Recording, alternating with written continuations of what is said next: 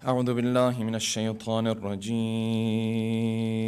بسم الله الرحمن الرحيم. الحمد لله رب العالمين، والصلاة والسلام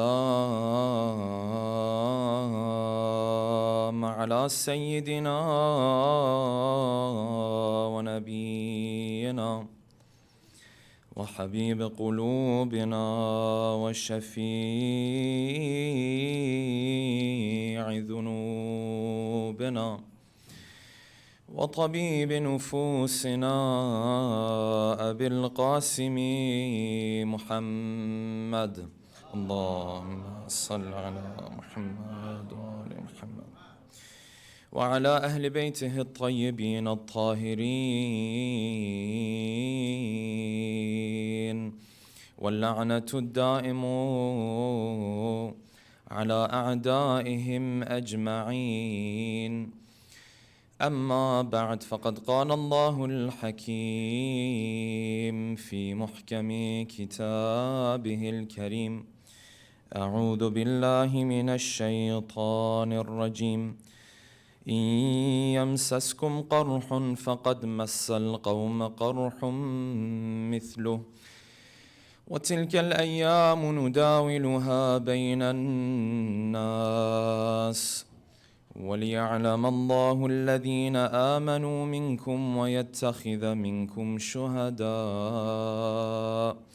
والله لا يحب الظالمين. صدق الله العلي العظيم. صلوات اللهم صل على محمد وآل محمد. For the love of our beloved Prophet and his beloved progeny, please recite a second loud salawat.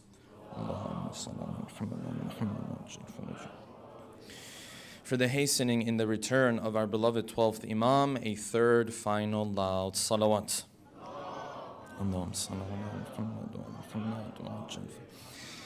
Last night we were discussing the first part to an important battle in the Islamic history, and that was the Battle of Urhud. This battle was quite different from the Battle of Badr. The numbers were quite different from the numbers in the Battle of Badr. And amongst the other things that was very different is that with the Battle of Badr, the Prophet was already anticipating it taking place. The Prophet had already plotted, he had already strategized. With Uhud, things were different because the Prophet was in some ways shocked or in some ways surprised with the news. This news that his uncle, some narrations say Abbas, sent to him because he was still living in Mecca while the Prophet was in Medina. When the Prophet got the news of this army coming, he did not share it publicly with all of his companions. First, he sent out his scouts to verify the information that he had received. And afterwards, once the information was verified, he gathered his companions to consult them. Each of them gave their own opinion. Should we stay in Medina and allow them to come to our city? Or should we go outside of Medina and defend our pride and defend our city in that way? The Prophet himself, his opinion was to stay in Medina. But his community, his people, they pushed. His companions, many of them pushed for him to leave the city of Medina. And he wore his armor to head out. And even when some of the companions came back and said, Ya Rasulullah, we take it back, let us just stay the same way you had suggested, he said a prophet, when he puts on his armor, he doesn't take off his armor anymore. He head out of the city of Medina, and the distance between Medina and Uhud is very short. It's not like Badr. Badr was further away. Uhud is a lot closer, and in this short distance you find that the Prophet, as he is heading out, the group of munafiqeen take a third of this army and they walk back. So now the numbers go from 1,000 versus 3,000 to 3,000 versus 700 something at this point. And Abdullah ibn Ubay was the head of these munafiqeen. The battle is about to begin. The first who comes to the battlefield is the flag bearer on the other side, a person by the name of Talha, and Ali ibn Abi Talib approaches him and in one swift move takes his life. And this sets the tone for the battle. And the battle begins, and it seems as though the Muslims are going to be fully victorious on a day like this. until the archers on the mountain of Aynain leave their positions, and Khalid ibn Walid then circles this mountain, and all of a sudden this situation turns into an ambush and something that looks like complete chaos for the Muslims. The lines are all disorganized at this point, and in the midst of this, the uncle of the Prophet Hamza is also martyred. This is roughly where we ended our discussion yesterday. The army of Islam is in the midst of all of this chaos. And this battle looks like a complete defeat for the Muslims. And it is only the power, the wisdom of the Prophet who will take this complete defeat and salvage it and turn it into something close to a victory. And that is what we will be discussing tonight, inshallah. In order to do so, we'll pose the following questions. Number one, who was the one person that when all of the companions of the Prophet left, stayed with the Prophet and defended the life of the Prophet at a moment where he could have been very much killed? Number two, which woman was it who defended the Prophet and helped some of the other companions of the Prophet defend him in those critical moments? And what lesson can we learn from the role of this woman? Number three, how did the Prophet give moral support to the Muslims immediately after this battle of Uhud had now come to an end? Number four, how did Allah subhanahu wa ta'ala respond to the munafiqeen when the Muslims returned to Medina and the munafiqeen were telling them, we told you shouldn't have done this. You told you should have stayed here. What did Allah subhanahu wa ta'ala tell to them in response? And number five, and finally, how did the Prophet with his wisdom and Ali ibn Abi Talib with his effort stop the mushrikeen from starting another battle and beginning another attack against the Muslims after the Battle of Urhud was done?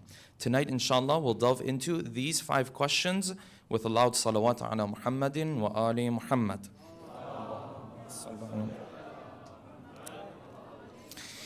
In the chaos of what is happening after the army of the Muslims is ambushed, we read that there was a rumor that started to spread about the Prophet himself being killed. And we read in history that some of the Muslims, when they heard this rumor, this added to the chaos even more, because if the Prophet is dead, there's no reason for you to go to war anymore. There's no reason for you to defend anymore. You might think of it like the head of your army or the head of your commander or so on and so forth. No, when the Prophet is dead, it's not like that. It's like, this is the person who brought you this faith. Now he's gone. Like, what are you even fighting for at this point? And Allah subhanahu wa ta'ala made it very clear that this approach from the Muslims was very wrong. So I'm going to go to the lessons we can learn early on tonight. This was the first lesson. And the verses of the Quran were revealed later on. وَمَا مُحَمَّدٌ إِلَّا رَسُولٌ. So recite the salawat, please. اللهم صل على محمد وعلى محمد وعجل فرجهم. He's only a messenger of God. قَدْ خَلَتْ مِنْ قَبْلِهِ الرُّسُلُ. So many messengers came before him. He's the final one. He's the most important one, but nonetheless, he's a messenger of God. And what the Quran was saying is that this messenger of ours, if something were to happen to him and he's not there anymore, you guys are just going to forget about the God of Muhammad too? So Muhammad, maybe something happens to him. He's a human. But if something happens to Muhammad, you're going to forget about the whole faith. It's like the whole cause. And Allah subhanahu wa ta'ala was teaching the Muslims that this faith and this message is not tied to any one person. It's not tied to any one person. Now, this one person we're talking about is like the most important one person, by the way, right? It's not just like you and me. It's easy for you and I to say, well, the faith isn't tied to us. This is the Prophet we're talking about. And the Quran says, even if it is the Prophet, if he's not there, his message is there, his cause is there, his path is there. The Lord of Muhammad is still there. And then the verses of the Quran continue. And this is Surah Al Imran. For reference, Surah Anfal, Surah number 8, was about who? Was about the Battle of Badr. The verses on Surah Uhud or the Battle of Uhud are revealed in Surah Al Imran. That's the 3rd surah of the Quran. Then Allah subhanahu wa ta'ala continues. He says, أَفَإِن مَّاتَ أَوْ قُتِلَ. If he gets killed or he dies, so even if it's not in this battle, انقلبتم على أعقابكم, you guys are just going to forget and keep going back to the way you used to live? Like, Muhammad is one person, he's a human being. What about the God of Muhammad? What about the Lord of Muhammad? And there's a big lesson in it for all of you and I. That this message and this path and this cause is not tied to any one individual. You and I sometimes will tie this path to a certain individual. Why? Because maybe it was because of that individual that we embraced the faith to begin with. Maybe you had a friend who was very much practicing. He brought you to the path. Maybe down the road, he himself changes his path. Now what's going to happen to you? You're going to forget about this God? This friend was just a medium. It's just a channel. Muhammad was just a medium. He was just a channel to bring you to the right path. This faith is not tied to anybody.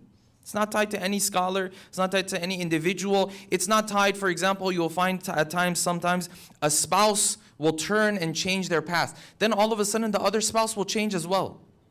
So, but this faith is not tied to this one person. This faith is about the Lord and the duty that you have to this Lord. Now, if everyone is on this path, great. If there's nobody on this path, it shouldn't change much in terms of what you're doing. Said if Muhammad got killed or he died, انقلبتم على أعقابكم, you're just going to forget about everything? And this is why there were companions of the Prophet in the middle of the battlefield. When they heard this, they turned to the other companions. They said, so what? If Muhammad has been killed, well, it still makes sense for us to defend ourselves. Well, we're just going to get killed here. And so he went and he defended, and Allah subhanahu wa ta'ala granted him shahada. Allah subhanahu wa ta'ala granted him the blessing of martyrdom. So there was different approaches, and this is the first lesson to be learned from the Battle of Urhud. As this chaos is happening, and we mentioned yesterday this incident that never again would take place in Islamic history, that the Prophet would be on the mountain pleading to people to come back. And the Quran says, إِذْ تُسْعِدُونَ وَلَا تَلْوُونَ عَلَى أَحَدٍ. You were just running for your lives and you weren't even caring about who's calling you. وَالرَّسُولُ يَدْعُوكُمْ فِي أُخْرَاكُمْ. And the Prophet was calling you from behind. In the midst of all of this chaos, the life of the Prophet himself is at danger. And what our narrations seem to suggest is that the Prophet did not move from his position one bit. Some narrations you read, he started to take refuge and move. But in our narrations, it says that he stayed where he was. And you can imagine what this is like, because this is an army that's coming from the other side. It's not easy for you to just remain where you are. So the Prophet stayed where he was. And as he stayed where he was very frustrated by what he was seeing naturally, because he wasn't worried about his own life. He was worried about the cause of Islam is falling apart like this. And he turned around, and the narrations say in those moments where he himself was under attack, and the narration says that in the process he himself took on some of the wounds on the Battle of Urhud. When he looked around, he saw a very small group of his companions amongst him. And the narrations say 6 or 7 from Ansar, 1 or 2 from Quraysh, and that 1 or 2 is none but Ali ibn Abi Talib. Allahumma salli ala Muhammad wa ala Muhammad. If we can recite a salawat on both sides, and please move forward.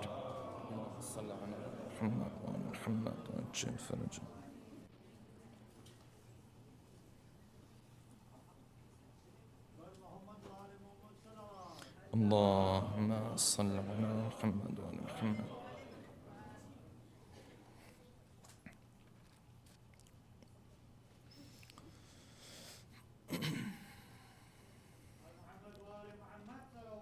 Allahumma salli ala Muhammad wa ala Muhammad. One more salawat, please. Allahumma salli ala Muhammad wa ala Muhammad. And there's dispute about how many of the companions of the Prophet stayed with him that day in those critical moments. But there's one narration that both Shia and Sunni have narrated. And the number of scholars that have narrated this are many. Ibn Asakir has narrated this, Ibn Athir has narrated this, Ibn Kathir has narrated this, Ahmad ibn Hanbal has narrated. This is all from the other side. From our own side, there are many who have narrated this. That puts all of this discussion to bed about who was there with the Prophet. Because regardless of whether there was 1 or 2 or 7 or 9 or whatever it was under 10 who were still stick with the Prophet at that point, there was one person who played a role bigger than anybody else. There was one person who played a role that was worthy of praise from the angels. Even if there were other people, it didn't even come close to what this one person was doing. And the narration says the Prophet was frustrated at his companions. He looked around and he saw Ali with him.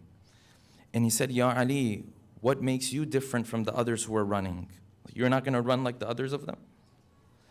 And he said, Ya Rasulullah, akufrun ba'da iman? Should I act as a disbeliever after I believed in you already? Like, I'm not going to do this. And he said, why won't you join your relatives? He said, because I have a role model in you. Because if you didn't leave the battlefield, I'm not leaving the battlefield either.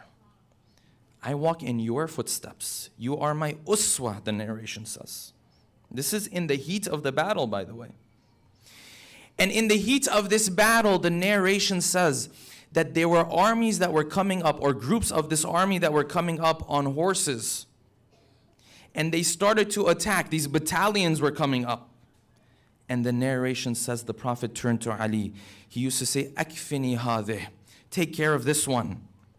And Ali would go to this side and he would fight on this side. And then the Prophet would say, Akfini hadeh, take care of this one. And he would run to the other side. And these groups that were coming, some 10, 15, 20, 30, whatever their numbers were. But Ali was resisting this onslaught that was coming from Quraysh. Until not only the Prophet looked at this and he was impressed.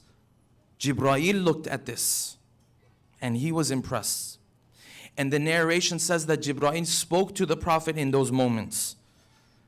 And he said, what is Ali doing? And then the Prophet said something so beautiful.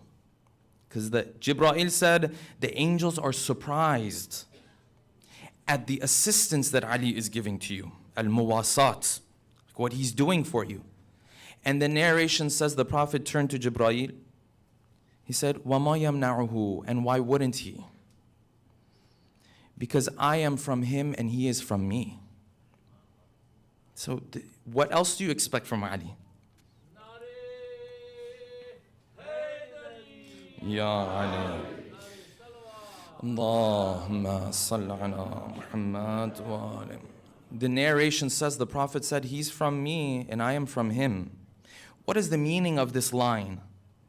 What does it signify? What are the theological implications of this line? We don't have time to go into all of this. But this is a critical line. And then Jibreel said, and I would like to be with the two of you as well. And then the narration continues that then Jibreel said something and this call was heard in the battlefield of Uhud. And he said that famous line. He said, La fata illa Ali, la sayfa illa dhul faqar. Shia and Sunni have narrated this. And so this puts this whole discussion to bed as to who was there, who wasn't there. Was it 2? Was it 7? Was it 10? Was it 12? It doesn't matter too much. There's only one person who was worthy of this praise. Only one person who played this critical role. Otherwise, it wouldn't be just from the malaika to only speak of who? To only speak of Ali, not to speak of the others. This is that critical moment where Ali ibn Abi Talib defended the life of the Prophet. Never again would the life of the Prophet would be this close to danger. Never again. And in these moments, slowly, as they saw Ali resisting, they found some of the companions of the Prophet started to return because he himself did not retreat. Ali did not retreat. Slowly, one by one, they started to come back. And amongst them was an individual by the name of Abu Dujana. Abu Dujana, at the beginning of the battle, the Prophet held a sword in the sky. He said, who will take this sword and do justice to the sword today? And Abu Dujana got up, meaning that who will fight with it properly today? Abu Dujana got up. And why isn't Ali the one who gets up? Because Ali already has his own sword. Ali already has a sword that's gifted to him by the prophets. And Abu Dujana was fighting very fiercely that day. And another person in the midst of this chaos who helped the Prophet and saved the life of the Prophet in some ways was a woman by the name of Nusayba bint Ka'b. And the narration says she had come to help behind the scenes with the wounded and water and things of that. But when all chaos broke out, she found the Prophet is alone. She came to defend the Prophet with whatever she had. And the narration says some of these men who were running, she would turn towards them and say, listen, throw your armor, throw your shield, throw your sword, and then run, so I can use it. And she started to fight, and the Prophet praised her. And this goes to show that this religion is assisted sometimes by a woman much more than it is assisted by a man. Yeah.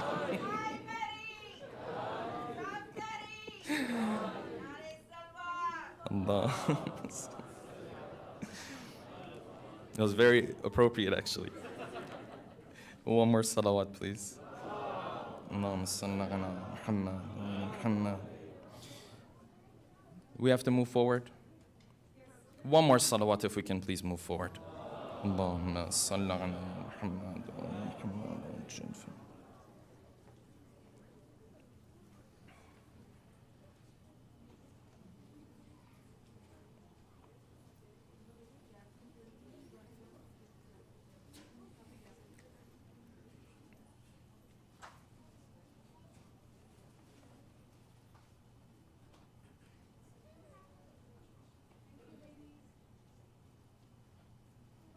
One more salawat, please.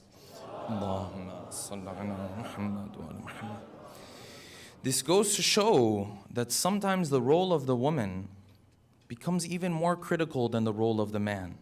Who would have thought that this lady who's come just to help behind the scenes, sometimes her role is seen in this way. Sometimes she fulfills her role in this way. And we talked about this the other night. We said that every single one of us, the cause of Islam and the cause of Ahlul Bayt is in need of us. And we will have to play a role. Some might be playing this role right now, maybe some of us later on. What is that role? Everyone has to figure out for themselves. But I want to emphasize this even more when it comes to our sisters. Your role is going to be a very special role. Your role, Islam is going to need you even more. Because there are things that a woman can do that a man could never do. This is the reality of what we learn from the Prophet. You know what's interesting?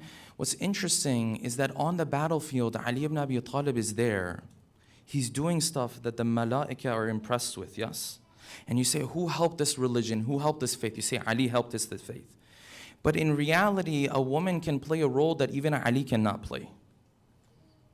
Because the same Prophet who Ali is defending right now, when he goes home at the end of Uhud, who's going to be there to patch up his wounds? Who's going to take care of him in those moments? Who's going to be there to give him that support? It's going to be Fatima. Fatima can do something even Ali can't do. She has her own role. Yes. The narration says that when Ali came back and when the Prophet came back, Fatima was taking care of both of them. She was patching up the wounds of the Prophet. And she took the sword of Ali. And Ali said, take this sword and wash it because of the amount of war that it had gone through. And the Prophet said about Ali, he said, Fatima, take the sword of your husband and wash it because your husband today has done everything he had to do. He played the role that he needed to play. And let me say this before we move on. That in today's society and in today's era, in today's day and age, it is the faith of our sisters that is attacked even more than the faith of our brothers. And hence your faith is going to play even bigger role in this day and age. This is the reality of it. Nusayba bint Ka'b, this woman, Allah knows what blessings He's going to have for her, for saving the life of the Prophet one way or another. This battle now starts to settle down. It starts to slow down. And now the Quran is going to describe for us what happened, that all of these individuals who have the name of the Prophet on their chest, they speak about the Prophet and the love of the Prophet, but when it really came down to it, they ran away. This is from Surah Al Imran. So what happened to them? And the Quran says, إِنَّ الَّذِينَ تَوَلَّوْا مِنْكُمْ, those of you who ran away, you know what happened to them? You know why they ran away? Because they weren't prepared for the moment. Even before this moment, there were times Shaitan would tell them to do things, they would do it. In other words, the faith was weak. إِنَّمَا اسْتَزَلَّهُمُ الشَّيْطَانُ بِبَعْدِ مَا كَسَبُوا. Shaitan used some of the things that they had done before to now make their faith weak, such that in this moment where they have to stand and persevere for the Prophet, they're not able to do so. What does this tell you and I? This is the lesson of Uhud, that if you and I don't prepare in critical moments, we, God forbid, will fail. You have to work on yourself. You have to prepare yourself. You have to work on your patience. You have to work on your akhlaq. You have to work on your generosity. You have to work on your modesty. Whatever all these attributes that we have. We say, yes, when that moment comes, I'll be there for Ahl Bayt. Only if you've prepared. So the Quran says these people are also around the Prophet. Imagine seeing the Prophet every day. But when it really comes down to it, shaitan gets the best of you. You have to work on your akhlaq. Otherwise, when that moment comes where your family needs your compassion, you won't be able to give it to them. God forbid you'll fail. This is the lesson of Uhud. And from this point onwards, now the Prophet is going to try to elevate the morale of this group. The positivity of the Prophet, the positive mindset, how he sees the silver linings in this event that happened is astonishing. Because you and I look at this, we say this is an absolute mess. In many ways it was. But the Prophet is now going to begin salvaging this battle. Take this defeat, turn it into something that will roughly resemble a victory. Something. This is the positive mindset of the Prophet. He never lost hope. Never lost hope. Everything is looking down for these Muslims. The Prophet slowly told the companions to come. They gathered until Quraysh slowly started to move back. And now the battle has come to an end. They've settled down. These Muslims, from a morale perspective, lowest they've ever been. They went and sat in the corner of the mountain. And Abu Sufyan came. But now he's coming with pride, because he just dealt them a blow. Abu Sufyan came and he started to call out, ruining their morale even more. He called out, he said, this day is in return of Badr. That day you had a victory, today's our victory. Yawman bi yawmin. One day for you, one day for us. Like we're saying, we're equal now. Wal harbu sijalun, and the battles will continue, but we're equal now. And the Prophet told his companions, he said, respond to him. They say, Ya Rasulullah, what do we respond with? You and I, if we're sitting there, we're saying, well, he's right. Like, what should we respond with? And the Prophet said, tell him, Laysa sawa'un. These 2 days are not the same. Qatlana fil jannah wa qatlakum fil nar. Our dead are in heaven, and your dead are in hellfire. This is the Prophet's positive mindset, raising the morale of these Muslims. And then Abu Sufyan called out. He said, we have this idol and we have that idol. And the Prophet said, respond to him. He said, how should we respond to him? He said, respond to them and say, Allah is our Mawla. Wala mawla lakum. And you have no one to take on your affairs. And this calling from both sides continued until Abu Sufyan gave up. He said, you know what? I will meet you next year again here. And he left. And now Allah subhanahu wa ta'ala is going to raise the morale of these Muslims. Now bear in mind, what happened was an incident where the life of the Prophet himself was endangered. And see how quickly Allah subhanahu wa ta'ala takes the hands of these Muslims. He says, listen, you guys made the biggest mistake, but now's the time to get up. Now's the time to recover.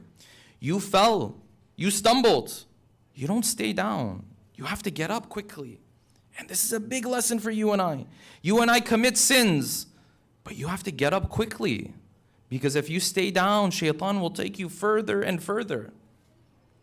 Allah subhanahu wa ta'ala told these Muslims, He said, now's the time for you to get up. Amongst those things, He revealed in the verses of the Quran, وَلَقَدْ عَفَى اللَّهُ عَنْهُمْ. Allah subhanahu wa ta'ala forgave you. Forgave? We just endangered the life of the Prophet. And the word by word of the Quran says that those who turn away and ran, though what they did was terrible, but Allah subhanahu wa ta'ala forgave them. It says a lot about their character, but Allah subhanahu wa ta'ala says, this one I forgave. Allah subhanahu wa ta'ala is raising this morale. And the narration says that this was a difficult thing to do, because now the Prophet came into the battlefield, started to walk amongst the dead. Amongst the dead, he saw the body of Hamza. And when he saw the body of Hamza had been dismembered in such a way that the Prophet himself almost could not take it. And when they gave him the news that Hamza had been martyred, he cried. But when he saw the body of Hamza, it's almost as if his breaths became a lot deeper. You know, when you can't take that pain and you cry out of that agony that you are going through, this is what the Prophet was going through. One more salawat, and if we can all move forward, please. Allahumma salli ala Muhammad wa Muhammad wa ajil faraj. Please move forward, please. Please move forward, please. Privately, just to stay there as close as possible. We have a lot of brothers that are staying outside. Please move forward. For Muhammad wa ali Muhammad salawat. Allahumma salli ala Muhammad wa ajil faraj. Brothers, keep moving, please. And sisters also, please. Sisters also. Brothers, please keep moving.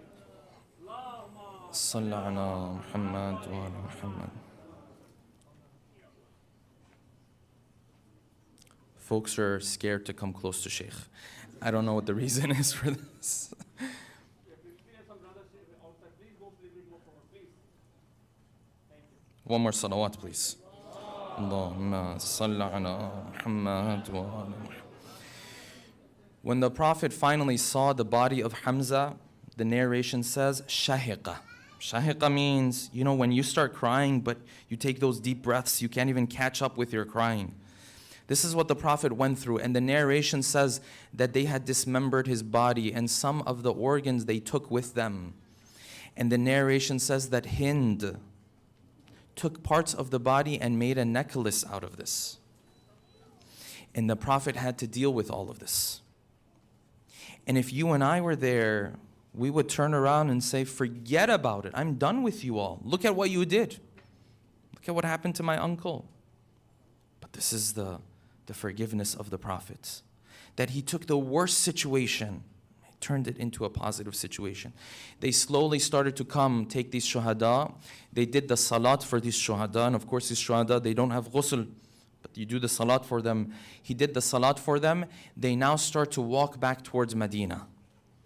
When they came back to Medina, then the munafiqeen showed up. The same people who didn't join the battle, they stayed in Medina. They said, we'd rather stay here. You all are going to be massacred. And what happened? It seems as though what they said came true. And now Allah subhanahu wa ta'ala starts to speak against these munafiqeen. And these munafiqeen said, if you hadn't listened to Muhammad and you had stayed with us, you and your relatives would have been safe right now. You would have been alive. This is the characteristic of a munafiq. I'm pausing here to learn a lesson. This is the characteristic of a munafiq. When you are down, he'll kick you. When you are down, instead of taking your hand and lifting you, keep you down even further. And sometimes amongst the people that you and I know, you will come across people who have these tendencies. This is a dangerous tendency. And narrations say you have to be careful of this when it comes to your friends. When your friend comes to you, even if it was a mistake, in this scenario it's not even a mistake, even if it was a mistake, even if they weren't supposed to go out there, you can't kick them. You have to lift them. You have to raise them. Your spouse comes to you, he made a mistake, she made a mistake. Now's the time to lift them. Not the time, I told you so. This is what you always do. So here we go again. These are lessons from Uhud. The Prophet then took these Muslims and Allah subhanahu wa ta'ala started to respond to them. And look at the beautiful response that Allah subhanahu wa ta'ala gave to them. Allah gave them two responses. He said, number one, you all said that you have been able to escape death because you stayed in Medina, huh? Well, no problem. When the moment of death actually comes, escape it. When your moment of death comes, you think you're so slick. You can run away from death. Okay, well that means you'll never die. قُلْ فَادْرَوْا عَنْ أَنفُسِكُمُ الْمَوْتِ. Okay, when the time of death comes for you, try to run away from it. You can't run away from it. And the Quran said, قُلْ لَوْ كُنْتُمْ فِي بُيُوتِكُمْ. Said even if you were in your own houses, and this was the time of the death, death would have creeped its way into your house and taken your soul. Like if it was time for you to go, this was the time for you to go. Don't sit there and say you obeyed the Prophet and this happened. No, this was the time to go. This is the first response. And then Allah subhanahu wa ta'ala gives them the second response. He said, you all said that if you hadn't gone out there, you wouldn't have been killed and your relatives would not have been dead. But their relatives who were martyred are not even dead.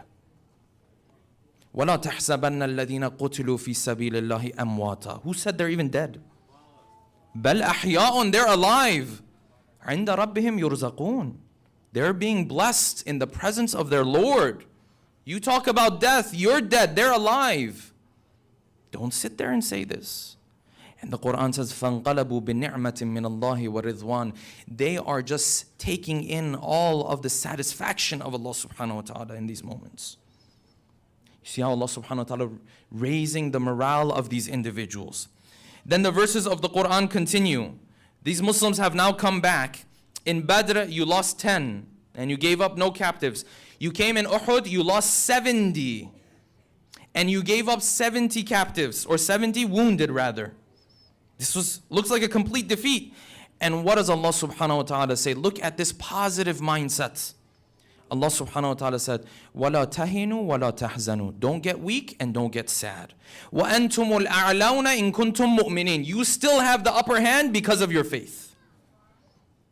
You and I will lose hope at the drop of a pin. You and I, one thing doesn't work out, we say, you know what, God's not even on our side. Maybe I shouldn't have even started this. He said, وَلَا تَهِنُوا وَلَا تَحْزَنُوا وَأَنْتُمُ الْأَعْلَوْنَ. You guys have the upper hand. إِن كُنْتُم مُؤْمِنِينَ. If you bring your faith to the table, you still have the upper hand. And then the Quran starts to put it into perspective. I wish when we went through difficulties, we would do the same. He said, listen, the difficulty you went through, they also went through this same difficulty. You lost folks, they also lost folks.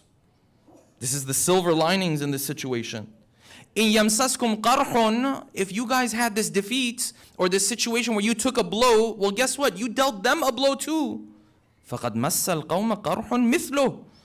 They also lost the same number, because the narration says they lost 70 on this side, on the other side they also lost 70, 80. And then the Quran says, وَتِلْكَ الْأَيَّامُ نُدَاوِلُهَا بَيْنَ النَّاسِ. This is the verse I recited at the beginning. It says, listen, the days of this life, this is what we do with it. One day this person is up, the other person is up. وَتِلْكَ الْأَيَّامُ نُدَاوِلُهَا. Like these days we pass it amongst people. Every day authority is in the hands of one group of people. This was the Quran's approach when it came to the community as a whole. When it came to those individuals who were part of the mistakes that happened, the running away, and the mistake that happened with leaving the mountain, Allah subhanahu wa ta'ala was 100% clear with them. Because the Quran says some of them sat back and said, maybe Allah doesn't like us that all of this happened to us. And the Quran said, no, this is all min inde anfusikum. You all ran away. This is the Quran holding them accountable and giving them moral support at the same time. For the community, is this a sign that God doesn't like us? No. There's silver linings in it. It wasn't even a defeat. When it came to those individuals, Allah subhanahu wa ta'ala said, if you ran away or you left the mountain, don't sit there and say this was God's work. This was your work. قُلْ هُوَ مِنْ عِنْدَ أَنفُسِكُمْ. You did it. Sometimes you and I, certain things happens to us. There are bad things that happens to us, yes?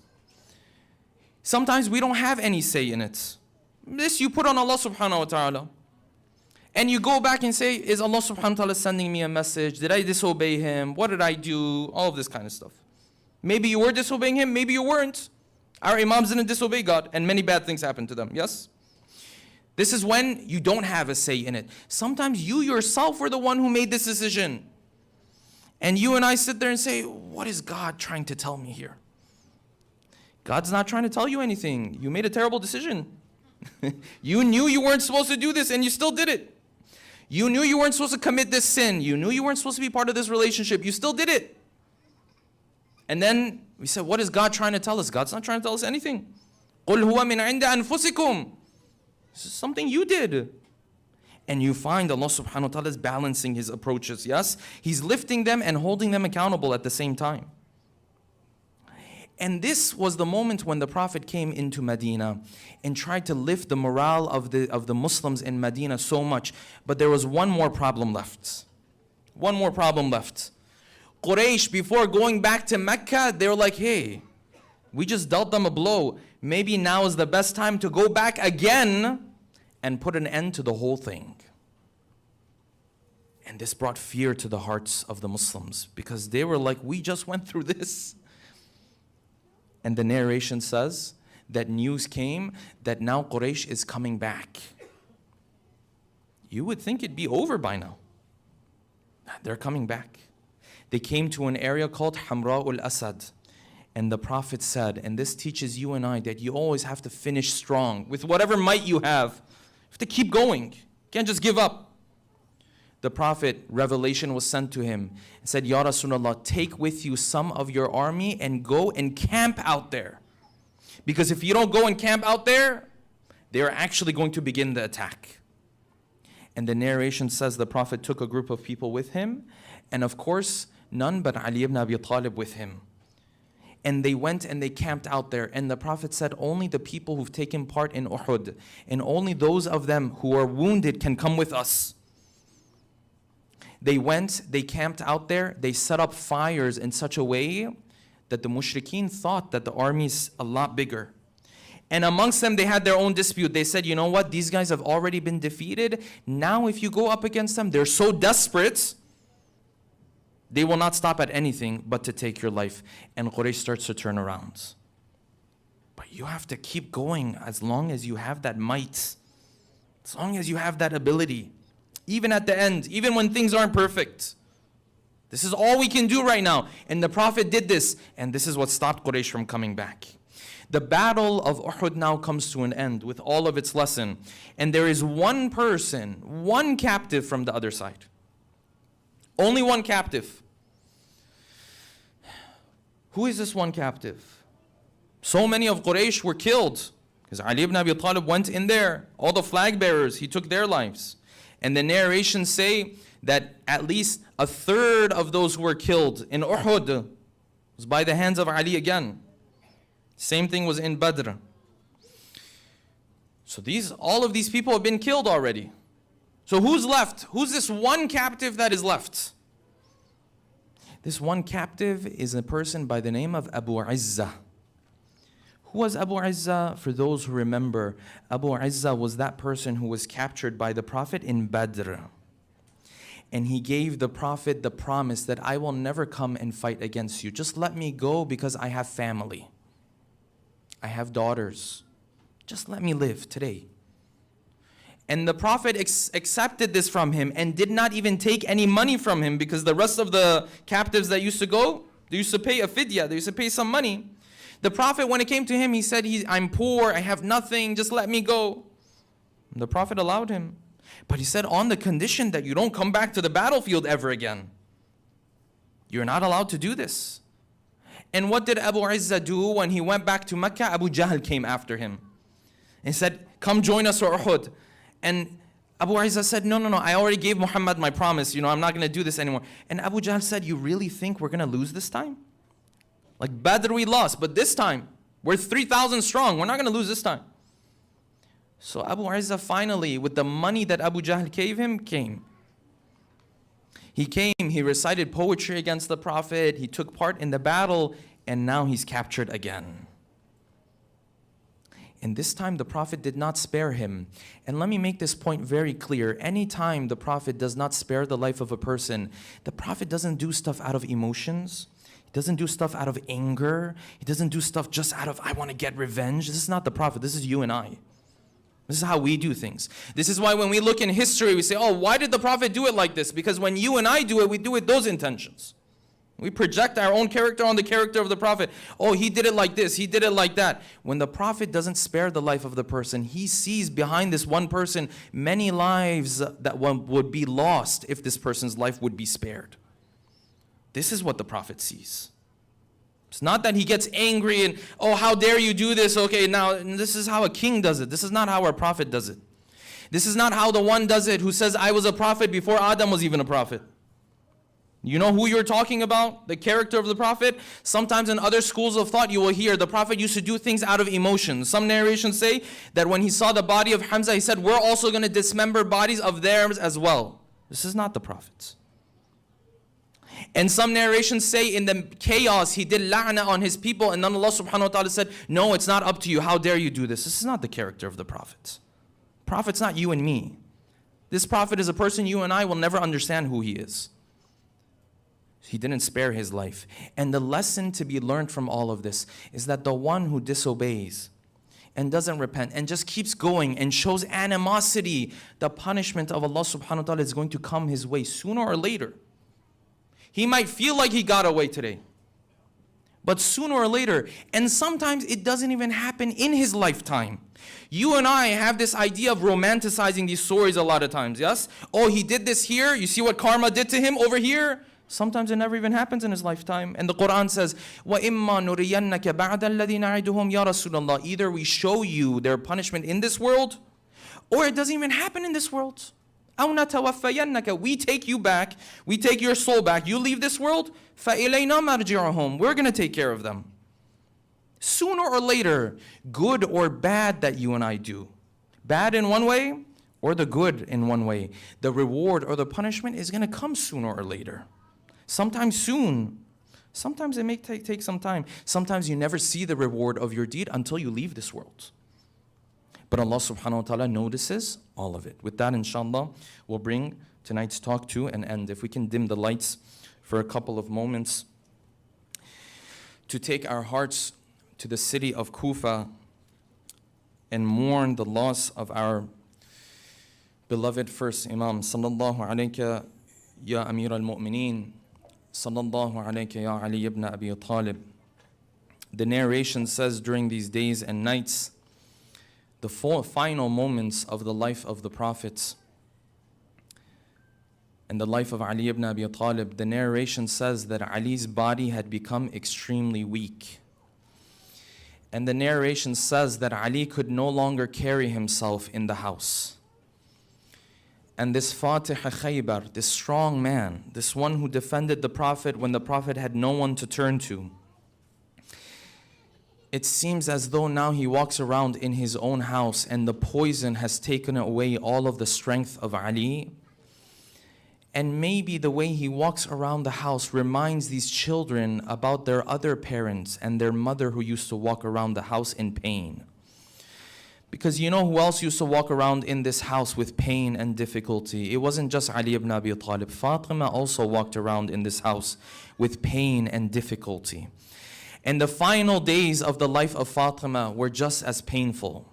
When Fatima used to walk around this house, and maybe the moment she used to get up, she used to fall. And maybe the moment she used to take care of her affairs, she couldn't even do it by herself and on her own. These children have already seen their mother go through the pains of Shahada. And now their support, and now their backbone, and now Ali ibn Abi Talib is also in this position. And the narrations say, some of them say the orphans had gathered around the house of Ali ibn Abi Talib. Some of them have brought whatever they can bring. This man who used to bring food to them, this man who used to bring milk to them on nights like this, now they've realized who this man was. These orphans who used to come and Ali used to tell them, go and eat of this food and pray for Ali, that Allah forgives him.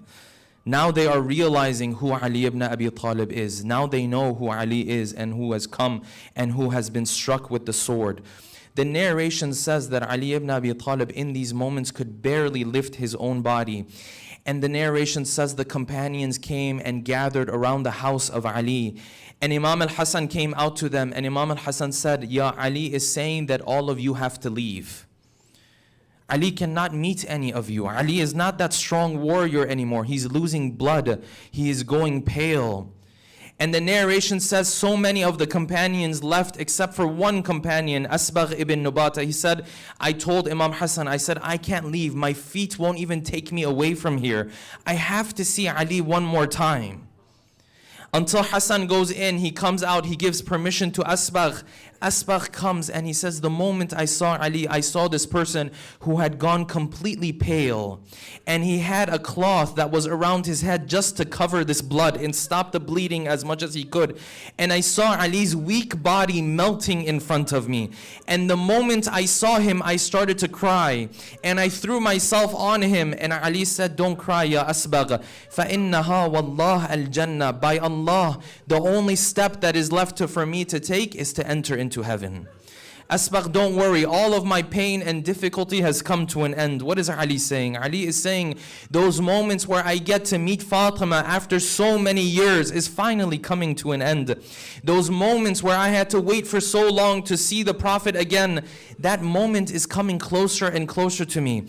That moment where I don't have to deal with the pain of the people of Kufa is coming closer and closer. Asbagh, what you see is the price of heaven. What you see, the wound that you see, is the price it takes for me to go into heaven, Ya Asbagh. And the narration says Asbagh leaves now, and now he gathers his children around him and he does his final wasiyah. And as part of this final wasiyah, he said, Allah, Allah fil Quran, never forget the Quran. And he said, Allah, Allah fil salat, never ignore and disregard your salat. Allah, Allah fil aitam, never forget the orphans, for they have no one to take care of them. Allah, Allah fil fuqara, remember the poor and the needy, for they have no one to take care of them. And the narration says Ali continued and continued until it came to a point where all of the strength had left his body and his soul had left his body, and the last words that he said was La ilaha illallah. And all of a sudden the lifeless body of Ali in front of his own children, and this person who used to take care of all of the orphans, now he has orphans of his own. Now he has children of his own. And who's going to be there to take care of the children of Ali? If Ali was the one who took care of all of the orphans, then who is going to be there to take care of the children and orphans of Ali? Imagine the pain in the heart of Hussein. Imagine the pain in the heart of Zainab. Imagine the pain in the hearts of Hassan and Kulthum, as now this house starts to turn into this dark house. It turns into a house of sorrow and pain and agony for the Ahlul Bayt. ألا لعنة الله على القوم الظالمين وسيعلم الذين ظلموا أي منقلب ينقلبون. Let us take a moment to recite Surah Al-Fatiha for all of your marhumin and marhumat, especially the marhumin and marhumat of the sponsors of tonight's program. Please pray for all of those who are sick and ill, especially the brother of our brother Ibrahim, who is ill.